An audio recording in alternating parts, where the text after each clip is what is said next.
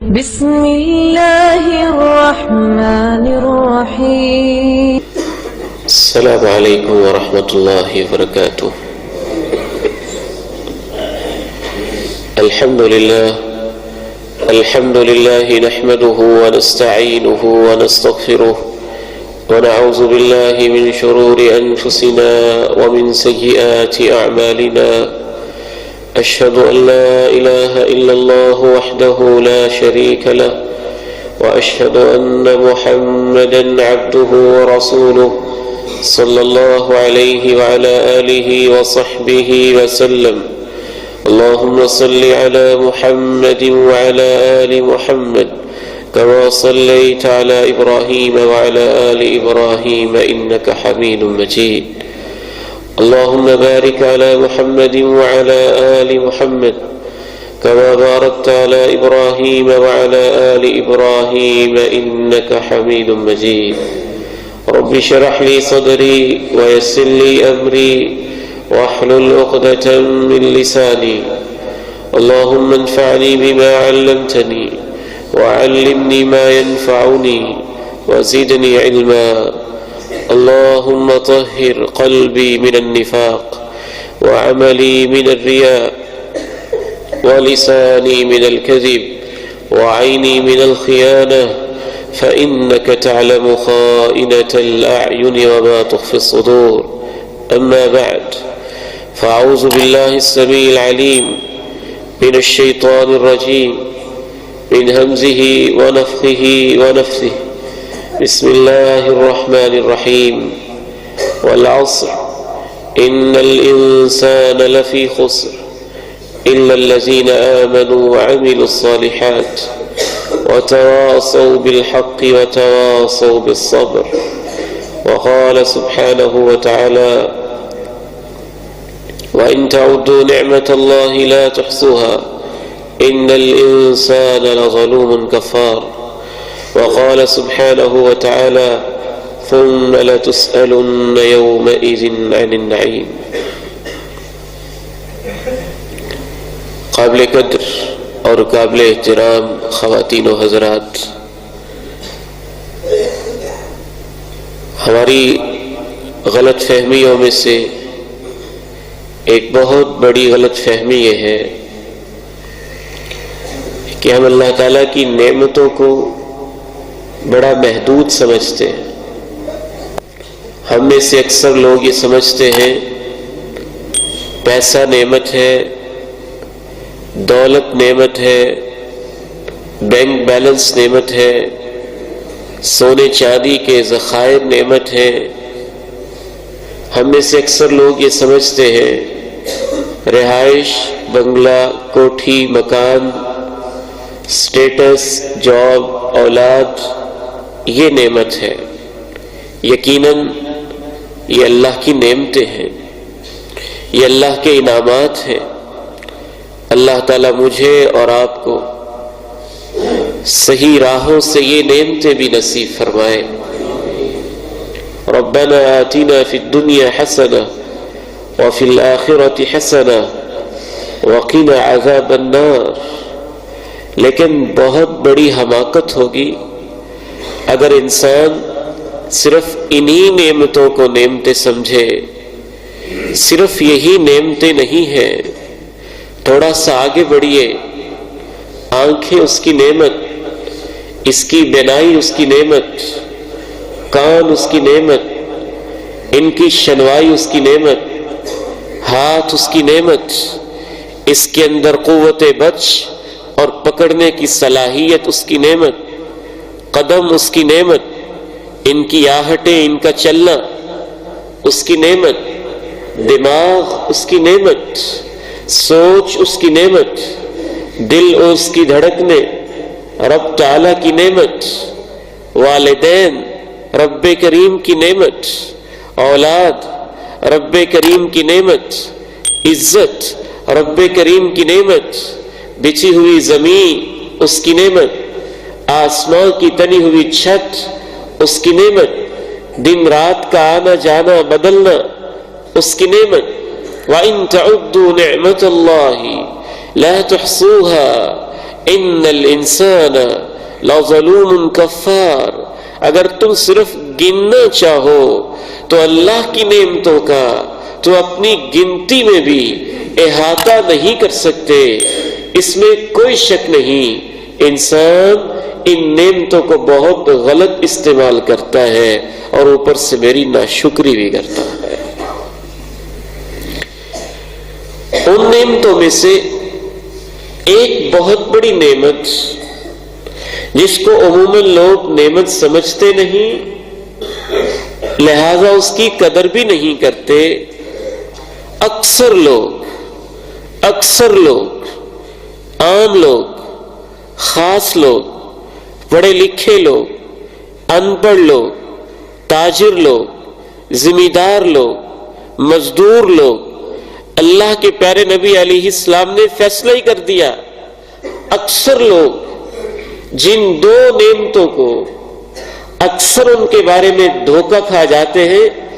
صحیح بخاری میں آپ علیہ الصلاۃ والسلام نے ارشاد فرمایا، نعمتان مغبون فیہما کثیر من الناس، دو ایسی نعمتیں ہیں جن کے معاملے میں اکثر لوگ نقصان اٹھاتے ہیں، خسارے میں رہتے ہیں۔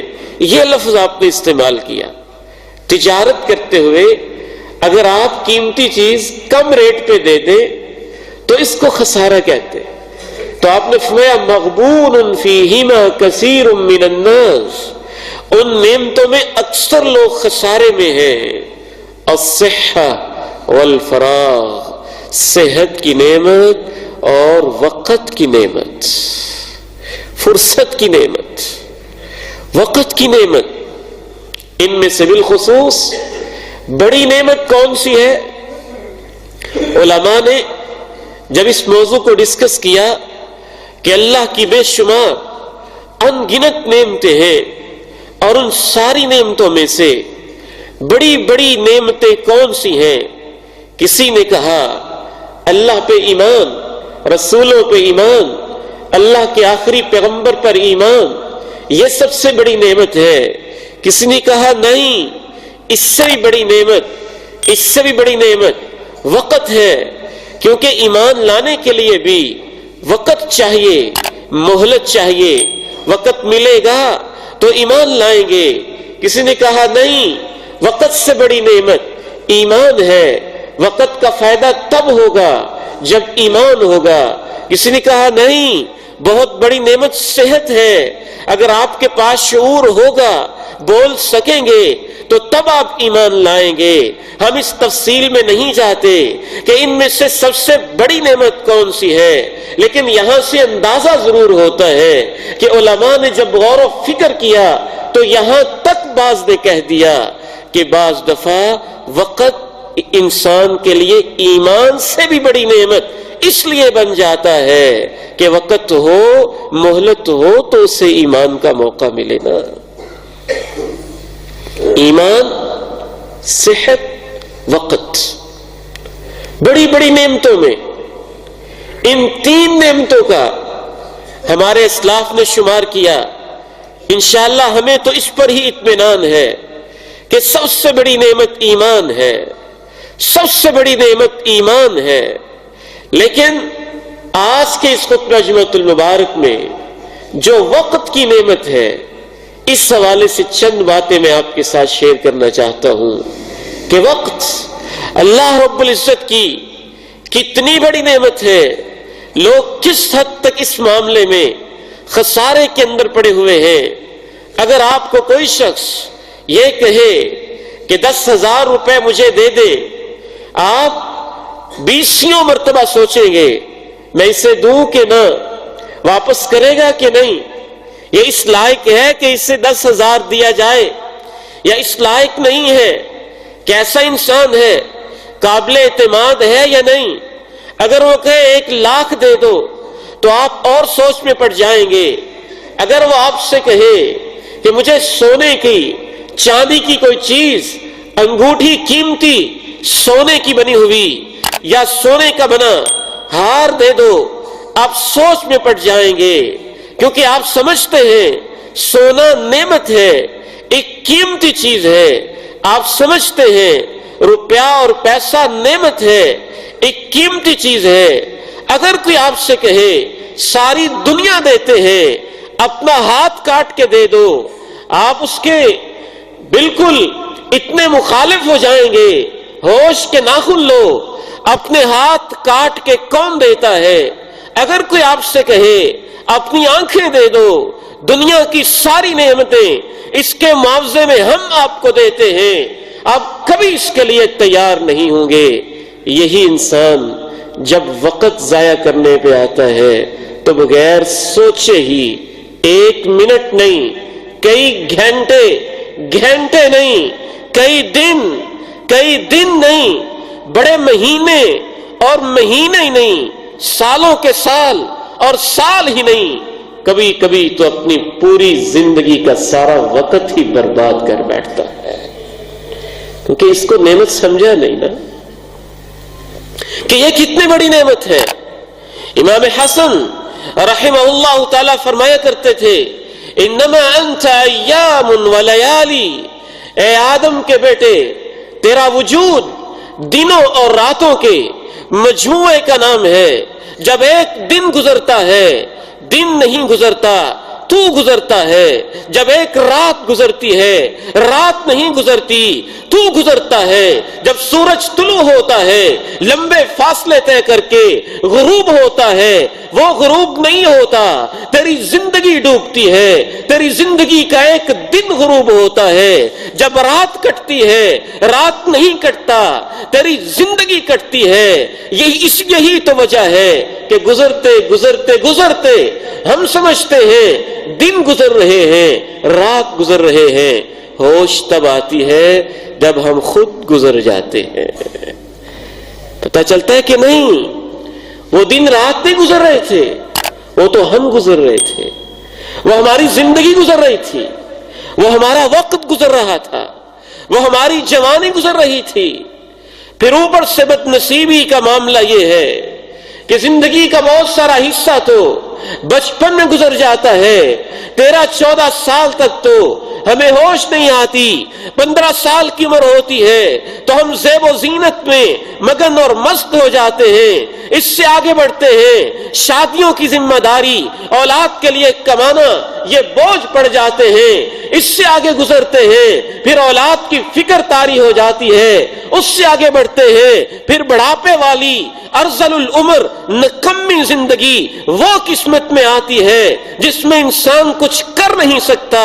اور والد محترم رحمہ اللہ کی بات رہ کے مجھے یاد آتی ہے، کہا کرتے تھے بیٹا جب اگلی عمر تھی، جوانی کا لفظ بولنے سے وہ اوائڈ کرتے تھے، فرماتے جب اگلی عمر تھی، جب ابتدائی عمر تھی، عبادت تب بھی کرتے تھے، اتنی لذت نہیں آتی تھی. اب سجدہ کرتے ہیں، لذت آتی ہے لیکن سجدہ ہوتا نہیں ہے، کیا نہیں جاتا. ایسے زندگی گزرتی ہے. بڑی عجیب چیز ہے وقت. اگر خوشیاں مل جائیں تو جلدی گزرتا ہے، لگتا ہے کہ رکا ہی نہیں. اگر مصیبت آ جائے، پریشانی آ جائے، یاد تو کیجئے کسی وقت جب سر میں درد تھا، بخار تھا، تکلیف تھی، آپریشن تھا، کوئی مسئلہ تھا، کوئی پریشانی، کوئی الجھن تھی، تو پھر ایسے رکتا ہے، یوں لگتا ہے کہ گزر ہی نہیں رہا. پھر ایک رات سالوں جیسی دوبر بھاری اور وزنی محسوس ہوتی ہے. اور جب خوشیاں ملتی ہیں تو پھر مہینے دنوں میں اور دن گھنٹوں میں اور گھنٹے منٹوں کے اندر اور منٹ سیکنڈز کے اندر تبدیل ہوتے محسوس ہوتے ہیں. جب یہ کم ہونے پہ آتا ہے تو اچانک ہی وقت کی مہلت ختم ہو جاتی ہے. جب طول پکڑنے پہ آتا ہے تو ابد الاباد کے لیے جنت اور جہنم کی زندگی کی صورت میں بھی ڈھل جاتا ہے. بہت بڑی نعمت ہے وقت. اور آپ نے فرمایا نعمتان مغبون فیہما کثیر من الناس، اکثر لوگ ان نعمتوں کے بارے میں دھوکہ کھا رہے ہیں، نقصان اٹھا رہے. اگر آپ 1 روپے کی چیز ایک 100 میں خریدیں تو آپ نے نقصان اٹھایا. اگر آپ 1 لاکھ دے کر دوسرے انسان سے 50,000 کی چیز لے لیں تو آپ نے نقصان اٹھایا.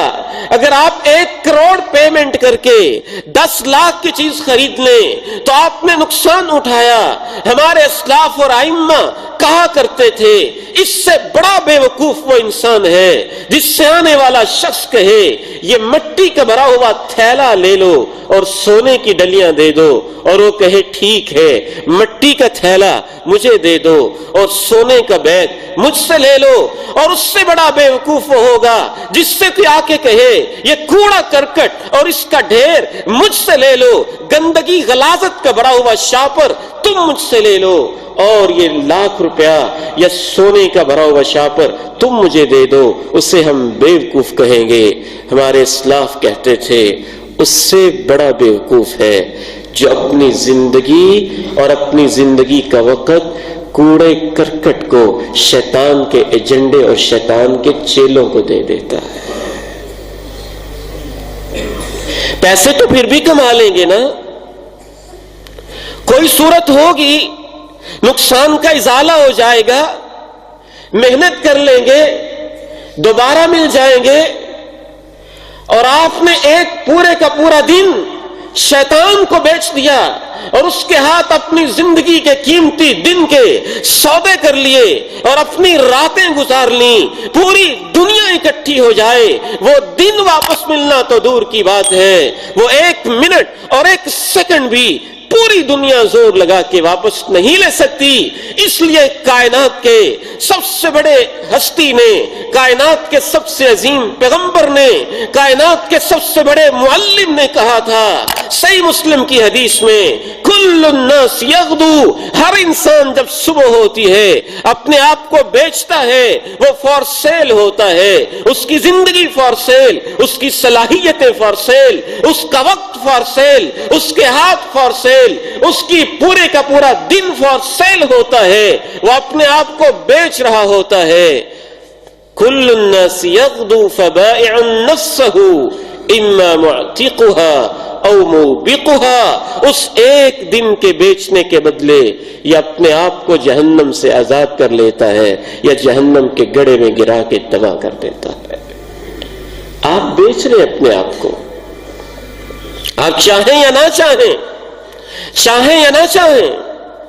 امام رازی رحمہ اللہ تعالی فرمایا کرتے تھے اگر کسی نے سمجھنا ہو سورۃ العصر کو، والعصر ان الانسان لفی خسر، کیا مشابہت ہوتی ہے قرآن میں، حدیث میں، اللہ کے فرمان میں، نبی کے ارشاد میں، جو بات پیغمبر نے کہی، رب کے قرآن کی روشنی میں کہی، یہی تو اللہ نے کہا والعصر، مجھے وقت کی قسم ہے، مجھے زمانے کی قسم ہے، ان الانسان لفی خسر، سب انسان بہت بڑے نقصان میں یقینی طور پر لازماً جا رہے ہیں، الا الذین آمنوا وعملوا الصالحات وتواصوا بالحق وتواصوا بالصبر، سوائے ان لوگوں کے جو ایمان لائے، نیک عمل کرتے رہے، صبر کی تلقین کرتے رہے اور حق کی ایک دوسرے کو تاکید کرتے رہے. نقصان میں نے اپنی زندگی کا کتنا کر لیا، آپ نے اپنی زندگی کا کتنا کر لیا. چند لمحوں کے لیے یہاں بیٹھ کے سوچ لیں، اگر میں 40s میں جا رہا ہوں، آپ 50s میں ہیں، 30 کی دہائی میں ہیں، یا 20s میں ہیں، یا آپ ٹین ایج میں ہیں، آپ زندگی کی کسی سٹیج پر ہیں، ذرا پیچھے نظر دوڑا کے دیکھیں کتنے مہینے، کتنی راتیں، کتنے دن، کتنے سال ہیں جو ہماری زندگی کے برباد ہو گئے. ہم واپس لانا بھی چاہیں تو ان کو واپس لا بھی نہیں سکتے. کفے افسوس ملتے رہ جائیں تو ان کی بحالی کا کوئی راستہ، کوئی سبیل، کوئی راہ قیامت تک کے لیے ہمارے لیے پیدا کرنا ممکن ہی نہیں. اور یاد رکھیے صرف یہی نہیں کہ وقت نعمت ہے، اللہ نے اس نعمت کے بارے میں سوال بھی کرنا ہے، پوچھنا ہے وقت کہاں گزرا. جامع ترمذی میں رسول اللہ صلی اللہ علیہ وسلم ارشاد فرماتے ہیں لا تزول قدما ابن آدم من عند ربه يوم القيامة حتى يسأل عن 5.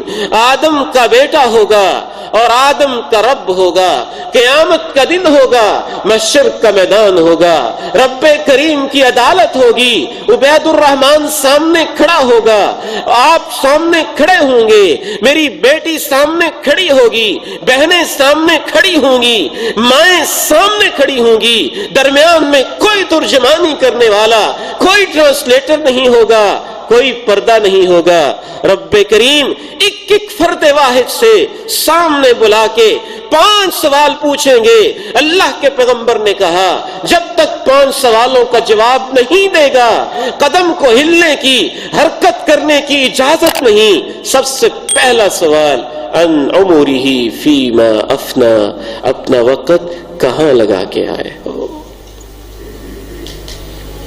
گلیوں میں، بازاروں میں، کوچوں میں، چوراہوں میں، بیٹھکوں میں، ڈرائنگ روموں میں، کلبوں میں، دکانوں میں، آوارگی میں، فحاشی میں، اوریانی میں، بے حیائی میں، نافرمانی میں، معصیت میں، رب کی بغاوت میں، شیطان کی اطاعت میں، ان عمره فیما افنا، اے میرے بندے، اے راجوال کے باسی، اے میری بندی، میں نے تجھے زندگی دی تھی، زندگی دی تھی، تیرا رب تھا، تجھ سے سوال پوچھتا ہوں، زندگی کہاں لگا کے آئے ہو؟ وعن شبابه فیما ابلا، بالخصوص زندگی کا قیمتی حصہ، جوانی کا وقت، وہ کہاں لگا کے آئے ہو؟ جوانی کی صلاحیتیں کہاں لگا کے آئے ہو؟ کتنا وقت ہم ضائع کرتے ہیں؟ جتنا بھی غور کر لیا جائے، انسان جب دنیا سے جا رہا ہوتا ہے اس کی سب سے بڑی خواہش رب کریم کی عدالت میں ملک الموت آئے۔ جس طرح صحت کی قدر تب ہوتی ہے جب چھن جاتی ہے، آنکھ سے دیکھتا رہا قدر نہیں، آنکھ میں تنکا پڑ گیا پھر قدر آتی ہے، پلکنا جھپکنا، آنکھوں کو بند کرنا کھولنا، کتنی بڑی نعمت تھی۔ صحت سلامت رہی، کوئی احساس نہیں، تکلیف ہوئی پھر احساس ہوا، کتنی بڑی نعمت ہے۔ چلتے پھرتے تھے، احساس نہیں، اللہ نہ کرے فریکچر ہوا، ٹانگ ٹوٹی، ہاسپٹل میں ایڈمٹ ہوئے، بیڈ پہ لیٹے رہے اور مریض بن کے یوں بستر کے ہو کے رہ گئے، مہینہ تک مزدوری میں گزرا، پھر قدر ہوتی ہے۔ ٹانگ کتنی بڑی نعمت تھی۔ اکثر لوگوں کو وقت کی قدر بھی تب ہوتی ہے جب ملک الموت آ جاتا ہے۔ سب سے پہلی خواہش مرنے والے انسان کی، جس نے وقت کی قدر نہیں کی تھی، یہی ہوتی ہے تھوڑی دیر اور دے دے، تھوڑا سا وقت دے دے، تھوڑا سا وقت دے دے، تھوڑا سا وقت دے دے۔ رب لولا اخرتنی الى اجل قریب فاصدق واکن من الصالحین ولن یؤخر اللہ نفسا اذا جاء اجلها واللہ خبیر بما تعملون۔ بلکہ یہاں تک احساس ہوتا ہے شریعت اسلامیہ کی روشنی میں جو قبرستان کے باسی ہیں، شہر خاموشہ کے رہنے والے ہیں، ان کی بھی زندگی کی سب سے بڑی خواہش ہے، وہ آج بھی کہہ رہے ہیں کاش آپ کو وہ کان مل جائیں جو سن سکے۔ تو مردے پکار کے کہتے ہیں اللہ ایک اتنی سی مہلت دے دے، 2-3 منٹ کی، سب لے لے، ساری اولاد، بیوی بچے، ساری جائیداد، سارا مکان، سارا بیلنس، ساری زمینیں، سارا سرمایہ، سب کچھ لے لیں، 2-4 منٹ کی مہلت، تجھے دا کے 2 سجدے کر لے، اللہ بس اتنی سی مہلت دیتے ہیں۔ خصوصاً میں اپنے نوجوان بیٹوں سے کہنا چاہتا ہوں، آپ نے کبھی سوچا ہم کتنا وقت ضائع کرتے ہیں؟ کیسے کیسے کرتے ہیں؟ بہت سارے وہ اسباب ہیں جن کی وجہ سے وقت ضائع ہوتا ہے۔ سب سے پہلا سبب ہمیں وقت کا احساس نہیں، احساس نہیں کہ وقت نعمت ہے، وقت نعمت ہے، احساس نہیں۔ دوسری وجہ کوئی مقصد نہیں، کوئی ویژن نہیں، کوئی ہدف نہیں، کوئی ٹارگٹ نہیں، جنت کو منزل نہیں بنایا، نہ دنیا کے لحاظ سے کوئی منزل، نہ آخرت کے لحاظ سے کوئی منزل۔ تیسری بڑی وجہ جو ہمارے اسلاف نے بیان کی، عادت بنا لینا، سوئے ہیں تو سوئے ہی رہنا ہے، 8-8 گھنٹے 10-10 گھنٹے نیند ہے کہ پوری ہونے کا نام نہیں لیتی۔ چوتھی وجہ کثرت کے ساتھ کھانے کا عادی ہو جانا، ہر وقت کچھ نہ کچھ کھاتے رہنا ہے، جانوروں کی طرح چرتے ہی رہنا ہے، وقت بھی ضائع، صحت بھی برباد۔ پانچویں وجہ جس وجہ سے وقت ضائع ہوتا ہے کثرت کلام ہے، باتیں کرتے رہنا ہے، جو آئے بولتے رہنا ہے، سوچنا نہیں کہ میرے ہر بول کو لکھا بھی جا رہا ہے، اس کا حساب بھی ہوگا۔ کثرت کلام، کثرت طعام، کثرت نوم، یہ برائیوں کی جڑیں ہیں جن وجوہات کی بنا پہ وقت ضائع ہوتا ہے۔ اور بالخصوص آج کل کے اس دور میں پھر وقت پاس کرنے کے لیے یہ سوشل میڈیا ہے نا، فیس بک اور اس کے تبصرے، واٹس ایپ اور اس کی چیٹنگز، یوٹیوب اور اس کے چینلز، انٹرنیٹ اور اس کی براؤزنگ، اور یہ سارے کے سارے فتنے کے ساز و سامان، موبائل اور اس کے پیکیجز۔ میں تو حیران ہوتا ہوں، گھنٹوں گھنٹوں موبائل پہ نوجوان یوں باتیں کرتے رہتے ہیں۔ کام کیا ہے جی؟ پیکیج لگا ہوا ہے نا، کچھ زیادہ خرچہ نہیں آ رہا، بات کریں نا۔ زندگی کا بھی کوئی پیکیج ہے؟ کوئی وقت کا پیکیج بھی موبائل کمپنیوں نے نکالا ہے کہ جو وقت ضائع ہو رہا ہے وہ واپس مل جائے گا؟ 2 منٹ کی بات آپ 20 منٹ میں کر رہے ہیں، 5 منٹ کی بات پہ آپ گھنٹہ لگا رہے ہیں، اندر کوئی مقصد ہی نہیں، کوئی خاطر خواہ کوئی کام کی بات ہی نہیں۔ یہ وہ چیزیں ہیں جن سے وقت ضائع ہوتا ہے۔ اب آئیے اس وقت سے فائدہ کیسے اٹھانا ہے، طویل موضوع ہے، لیکن آج کے خطبہ جمعہ کے حوالے سے سمیٹتے ہوئے آخری مرحلے کی طرف بڑھتے ہیں۔ 2 چیزوں میں خصوصاً وقت لگائیں۔ بہت ساری چیزیں ہیں جن میں وقت لگانا ہے، لیکن 2 میں خصوصاً وقت لگائیں۔ سب سے پہلی چیز حصول علم میں وقت لگائیں، علم پڑھیں، علم پڑھیں۔ اور بدقسمتی کی بات ہے کہ ہم ڈگریاں حاصل کرتے ہیں، علم نہیں حاصل کرتے، معلومات اکٹھی کرتے ہیں، علم نہیں حاصل کرتے۔ العلم ما قال اللہ وقال رسولہ وما سوا ذلك وسواس الشیاطین۔ علم وہ ہوتا ہے جس کے کہنے والا یہ کہے یہ اللہ کا فرمان ہے، علم وہ ہوتا ہے جس میں یہ بندہ سیکھے یہ رسول اللہ کا فرمان ہے۔ اس کے علاوہ سب شیطان کے وسوسے ہوتے ہیں۔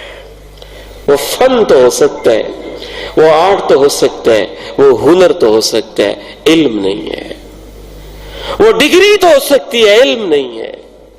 وہ سرٹیفکیٹ تو ہو سکتا ہے، علم نہیں ہے۔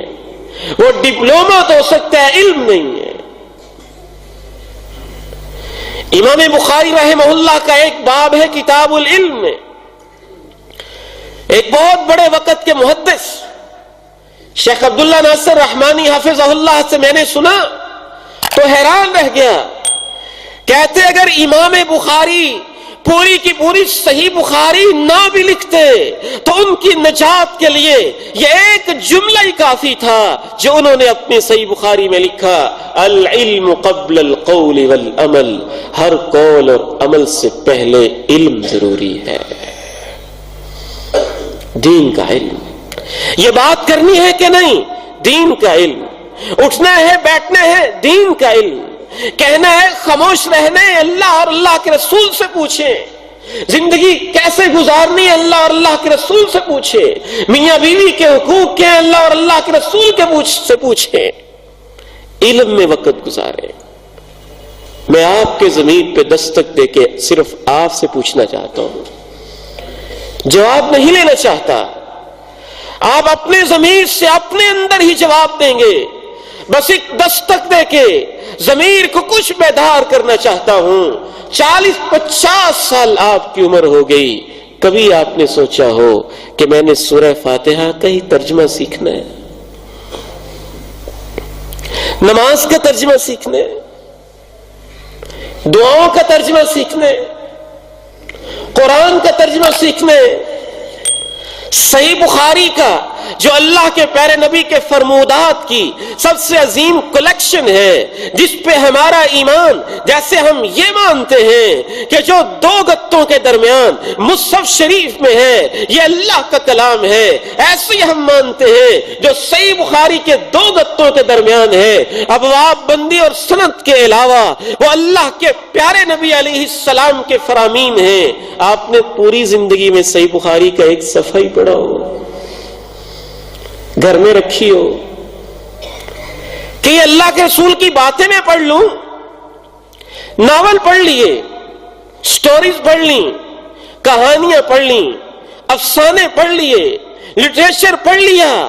یہ ہم دھوکہ دیتے ہیں اپنے آپ کو، وقت نہیں ہے۔ جس نوجوان کے پاس ترجمے کے لیے وقت نہیں، صحیح بخاری کے لیے وقت نہیں، آخر وہی نوجوان فیس بک پہ 2 گھنٹے وقت کیسے نکال لیتا ہے؟ وہ واٹس ایپ پہ 2 گھنٹے چیٹنگ کیوں کر لیتا ہے؟ وہ سیاسی حالات پہ گرما گرم اور لچھے دار تبصرے جب ہم کرتے ہیں تو یوں لگتا ہے جیسے وزیر اعظم کے سب سے بڑے مشیر ہم بیٹھے ہوئے ہیں۔ سب سے پہلے اس نے ہم سے آ کے پوچھنا یہ کام کروں کہ نہ کروں، جسے ہم تبدیل کر نہیں سکتے اس پہ سارا دن تبصرے کرتے رہتے ہیں، اور اپنا نفس اور اپنا ضمیر جس کو تبدیل کرنا ہمارے ذمے ہے اس کی فکر نہیں کرتے۔ علم کے لیے وقت لگائیں، دین کا علم، قرآن کا مطالعہ کریں۔ میں آج غور کر رہا تھا اور اپنے آپ پہ بھی افسوس آ رہا تھا کہ ہم نے بھی کتنا وقت ضائع کیا۔ میں نے غور کرتے کرتے جمع کرنے کی کوشش کی، میں پورے دن کی بات نہیں کرتا، 24 گھنٹوں کی بھی نہیں، اور 1 گھنٹے کی بات بھی نہیں کرتا، 1 منٹ کے اندر بھی آپ کیا کیا سیکھ سکتے ہیں، کیا کیا پڑھ سکتے ہیں، کتنی نیکیاں کما سکتے ہیں، کیسی عبادت کر سکتے ہیں، میں نے باقاعدہ پریکٹیکلی کر کے دیکھا۔ 1 منٹ کے اندر آپ توجہ کے ساتھ درمیانی سپیڈ سے اگر پڑھنا چاہیں تو قل هو اللہ احد آپ 12 مرتبہ پڑھ سکتے ہیں، صرف 1 منٹ میں۔ اللہ کے پیارے نبی علیہ السلام نے صحابہ کو جمع کیا، اشہدوا لی حشدا، لوگوں کو بھیجا آج میرے صحابیوں کو جمع کرو مسجد میں، میں نے ان کو 10 پارے پڑھ کے سنانے ہیں۔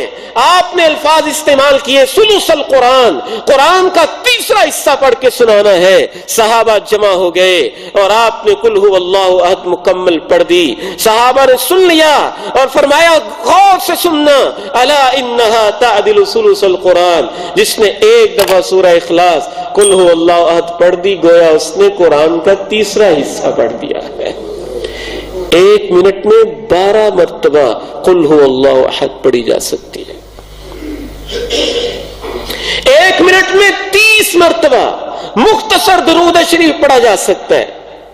اللہم صلی وسلم علی محمد صلی اللہ علیہ وسلم 30 مرتبہ پڑھ سکتے ہیں۔ سبحان اللہ وبحمدہ سبحان اللہ العظیم 1 منٹ میں آپ 40 مرتبہ پڑھ سکتے ہیں۔ کلمتان حبیبتان الی الرحمن خفیفتان علی اللسان ثقیلتان فی المیزان سبحان اللہ وبحمدہ سبحان اللہ العظیم۔ اللہ کے پیارے نبی علیہ السلام نے تو اپنے صحابہ سے یہاں تک کہا تھا الحمدللہ تملأ المیزان، بندہ 1 مرتبہ الحمدللہ کہتا ہے تو نیکیوں کا ترازو نیکیوں سے بھر جاتا ہے۔ سفر میں جا رہے، ویڈیو دیکھ رہے، فلمیں دیکھ رہے، گانے سن رہے، میوزک سن رہے، برہنہ عورتیں ناچ رہی ہیں، 5 گھنٹے کا سفر گزر جائے گا اور 5 منٹ بھی اس میں اللہ کے لیے آپ نے نہیں نکالے ہوں گے. یہ کیسی زندگی ہے؟ یہ کیسا شعور ہے؟ یہ وقت کی کیسی ناقدری ہے؟ یہ کس طرح سے وقت کو تباہ کیا جا رہا ہے؟ امام طبری رحمہ اللہ تعالی وقت کی قدر کرنے والے کیسے لوگ تھے ہمارے اسلاف میں؟ اللہ رب العزت نے یہ شعور کیسا رکھا ہوا تھا؟ امام طبری رحمہ اللہ کیا عظیم امام تھے، کیا ان کی عظمت تھی. اپنی پوری زندگی کو اتنی محنت کے ساتھ لگایا. امام طبری کی صرف کتابوں کی فہرست امام یاقوت حموی نے اپنی کتاب میں ان کے حالات لکھتے ہوئے، جو امام طبری نے کتابیں لکھی ہے نا، صرف ان کے نام 54 صفحوں میں درج کیے ہیں. کتابوں کے نام، ایک امام کی کتابیں جو وہ زندگی میں لکھ کے گئے. جب صفحے کیلکولیٹ کیے، تفسیر لکھنے بیٹھے، اپنے شاگردوں سے کہا دل چاہتا ہے تفسیر لکھوں، اور شاگردوں نے پوچھا کتنے صفحوں کی تفسیر لکھنا چاہتے ہیں؟ کہا میرا تو دل چاہتا ہے 30,000 ورقوں میں قرآن کی تفسیر لکھوں. شاگرد کہنے لگے 30,000 ورقے کون پڑھے گا؟ پھر 3,000 ورقوں میں تفسیر طبری لکھی، لائبریری میں اوپر موجود ہے. وہ اکیلی تفسیر 30 حصوں اور 15 جلدوں کے اندر چھپی ہوئی ہے. کہا اب تاریخ بھی لکھ دوں. شاگردوں نے کہا وہ کتنے ورقوں کی ہوگی؟ کہا وہ بھی 30,000 کے لگ بھگ ورقے ہوں گے. لکھ دوں ایک تاریخ بھی، تاریخ الامم والملوک کے نام سے تاریخ طبری لکھی، وہ بھی تقریباً 15 مختلف ایڈیشنز، 15-20 جلدوں میں ٹوٹل زندگی کا حساب لگایا گیا اور امام طبری کے دنوں کا حساب لگایا گیا. 3,58,000 ورقے امام طبری اپنی ہاتھوں سے اپنی کتابوں کے لکھ کے دنیا سے گئے. 3,58,000 ورقے تصنیف کر کے گئے. امام ابن الجوزی رحمہ اللہ کہنے لگے یہ جو کلمے میں نے تراشی ہیں ان کے تراشے جمع کیے. کہنے لگے جب مجھے نہلانا، میری میت کو غسل دینا تو ان کلموں کے تراشوں سے غسل دینا. امام بقی ابن مخلد الاندلسی رحمہ اللہ 5,000 کلومیٹر کا پیدل چل کے سفر کیا. 5,000 کلومیٹر اندلس سے چلے، بغداد میں پہنچے. امام احمد سے علم حدیث سیکھنے کے لیے بغداد پہنچے. پتہ چلا امام احمد تو جیل میں ہیں اور ان کو جیل کی صعوبتیں برداشت کرنا پڑ رہی ہیں. یہ علماء حق کا شیوا رہا ہے. اللہ ہماری حکومت کو ہدایت نصیب فرمائے. ہمارے بھی ایک بہت بڑے شیخ عتیق اللہ سلفی رحمہ اللہ دار الدعوہ سلفیہ ستیانہ بنگلہ کے محتمم 2 دنوں سے بلا وجہ جیل بھگت رہے ہیں. اللہ ان کو رہائیاں نصیب فرمائے. اہل حق علماء کی اللہ حفاظت فرمائے. امام احمد جیل کی صعوبتیں برداشت کر رہے ہیں. بقی ابن مخلد پہنچے بڑی مشکلوں کے ساتھ. امام صاحب نے کہا تمہارے جیسے طالب علم کو پڑھانا تو چاہتا ہوں لیکن میرے اوپر پابندیاں ہیں، میں پڑھا نہیں سکوں گا. کہا بڑی دور سے آیا ہوں، 5,000 کلومیٹر سے زیادہ سفر طے کیا ہے، یوں مغرب کے بھی اگلے حصے سے علم کے لیے حاضر ہوا ہوں.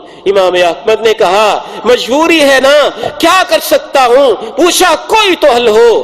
کہا بس فقیر یہاں آ سکتا ہے اور کوئی صدا یہاں نہیں لگا سکتا. امام بقی نے کہا میں فقیروں کا لباس پہن کے مانگنے کے بہانے آ کے کہا کروں گا کچھ دے دو نا، آپ مجھے روزانہ بس ایک حدیث سنا دیا کریں.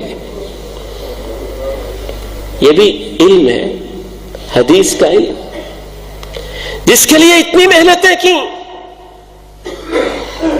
ہمارے ایک اور امام ابن عبد قیس رحمہ اللہ ان سے کہ کہتا آؤ ذرا گپ شپ کر لیں، تعال نکلم، گپ شپ کر لیں. کہتے گپ شپ بعد میں کروں گا، امسک الشمس، پہلے سورج سے کہو تھوڑی دیر رک جائے۔ اگر سورج رک جائے گا تو گپ شپ کر لوں گا، اگر سورج نہیں رکے گا تو اس کا مطلب ہے میری زندگی گزر رہی ہے، پھر میرے پاس گپ شپ کے لیے وقت نہیں ہے۔ آئیے میرے محترم بھائیوں، اس زندگی کی قدر کریں، ہم نے اللہ کے سامنے اس کا حساب دینا ہے۔ وقت کو علم میں اور عبادت میں گزاریں، یا اس کے حلال کی تلاش میں مفید کاموں میں گزاریں، اسے ضائع کرنا چھوڑ دیں۔ مجھے اور آپ کو اللہ عمل کی توفیق دے۔ وآخر دعوانا الحمدللہ رب العالمین۔